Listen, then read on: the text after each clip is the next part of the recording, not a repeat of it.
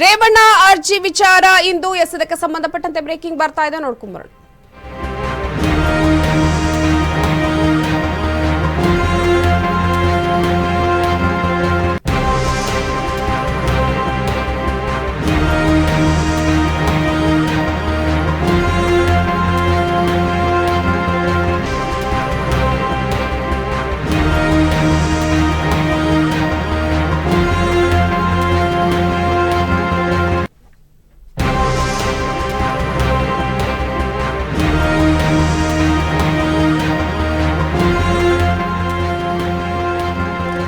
ಇಂದು ರೇವಣ್ಣ ಜಾಮೀನು ಅರ್ಜಿ ವಿಚಾರ.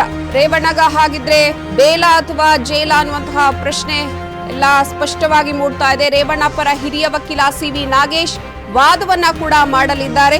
ಎಸ್ಐಟಿ ಪರ ಜೈನ್ ಕೊಠಾರಿ ಅಶೋಕ್ ವಾದವನ್ನ ಮಾಡಲಿದ್ದಾರೆ. ಕಿಡ್ನಾಪ್ ಕೇಸಲ್ಲಿ ರೇವಣ್ಣಗೆ ಹಾಗಿದ್ರೆ ರಿಲೀಫ್ ಸಿಗುತ್ತಾ? ಇಂದೇ ನಿರ್ಧಾರವಾಗಲಿದೆ ರೇವಣ್ಣನ ಬೇಲ್ ಭವಿಷ್ಯ.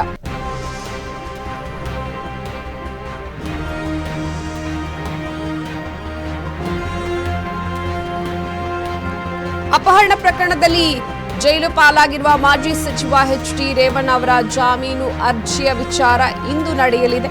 ನಿರೀಕ್ಷಣಾ ಜಾಮೀನು ಅರ್ಜಿ ವಜಾಗೊಂಡ ಬೆನ್ನಲ್ಲೇ ಪೊಲೀಸ್ ಕಸ್ಟಡಿಯಲ್ಲಿ ಇರುವಂತಹ ಶಾಸಕ ರೇವಣ್ಣ ಅವರನ್ನ ಈಗ ಬೆಂಗಳೂರಿನ 17ನೇ ಎಸಿಎಂಎಂ ನ್ಯಾಯಾಲಯ ಮೇ 14ರವರೆಗೆ ನ್ಯಾಯಾಂಗ ಬಂಧನಕ್ಕೆ ಈಗ ವಿಧಿಸಿದೆ. ಸದ್ಯ ಪರಪ್ಪನ ಅಗ್ರಹಾರದಲ್ಲಿ ಇರುವಂತಹ ರೇವಣ್ಣ ಅವರ ಜಾಮೀನು ಅರ್ಜಿಯ ವಿಚಾರಣೆ ಇಂದು ನಡೆಯಲಿದೆ.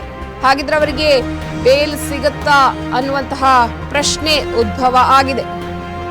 ಸೋಮವಾರವೇ ಇಂದು ವಿಚಾರಣೆ ಕೂಡ ನಡೆಯಲಿದೆ. ಜಾಮೀನಿನ ಅರ್ಜಿಯ ಇತ್ಯರ್ಥ ಕೂಡ ಆಗಲಿದ್ದು ರೇವಣ್ಣ ಅವರಿಗೆ ಜಾಮೀನು ಸಿಗಲಿದೆಯಾ ಅನ್ನುವಂತಹ ಪ್ರಶ್ನೆ ಇರುವಂತದ್ದು, ಅಥವಾ ಇನ್ನು ಮುಂದೆ ಕೂಡ ಕಾರಾಗೃಹ ವಾಸ ಮುಂದುವರಿಯುತ್ತಾ ಅನ್ನುವಂಥ ಪ್ರಶ್ನೆ ಸಾಕಷ್ಟು ತೀವ್ರ ಕುತೂಹಲವನ್ನ ಕೆರಳಿಸಿದೆ.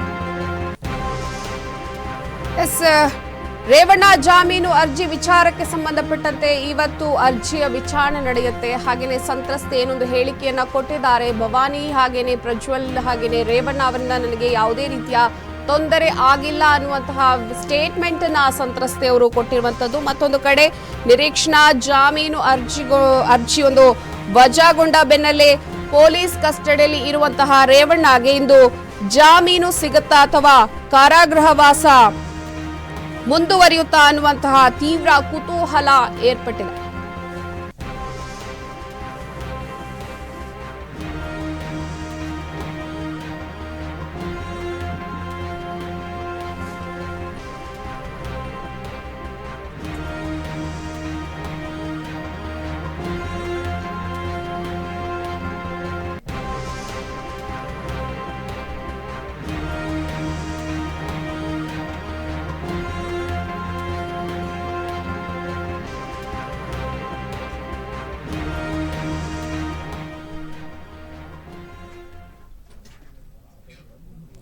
ಇದೀಗ ಬ್ರೇಕ್ ನಂತರ ಮತ್ತಷ್ಟು ಅಪ್ಡೇಟ್ಸ್.